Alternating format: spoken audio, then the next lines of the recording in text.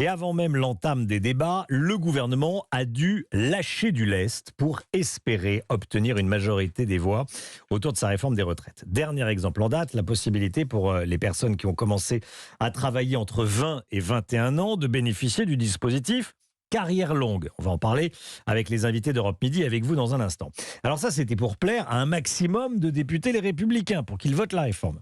Mais ce n'est pas la seule concession accordée aux oppositions. Baptiste Morin avec nous. Bonjour Baptiste. Bonjour Romain, bonjour à tous. Et à force de laisser filer les milliards, c'est l'ambition majeure de cette réforme, le retour à l'équilibre financier qui risque d'être remise en cause. Expliquez-nous. Oui, prenons la calculette. Repousser l'âge de départ à 64 ans et accélérer l'allongement de la durée de cotisation jusqu'à 43 ans, ça doit rapporter 17,7 milliards d'euros en 2030, de quoi combler assez largement le déficit estimé alors à 13,5 milliards, avec une marge de plus de 4 milliards d'euros. Sauf qu'il faudra financer le volet social de la réforme, gonflé par les concessions. Il y a les départs anticipés pour invalidité ou inaptitude, ceux pour carrière longue, et puis la retraite minimale à 1 200 euros pour les futurs retraités, mais aussi pour les retraités actuels. Au bout du compte, quelques 6 milliards d'euros de dépenses, auxquels il faut maintenant ajouter donc cet élargissement des carrières longues à ceux qui ont commencé avant 21 ans.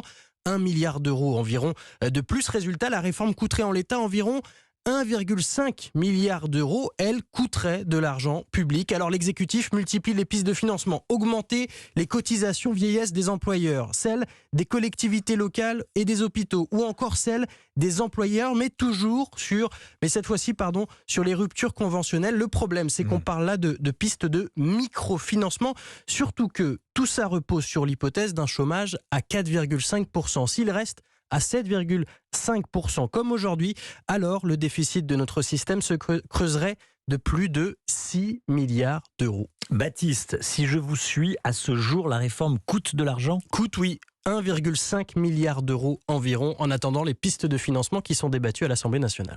Merci beaucoup Baptiste Morin.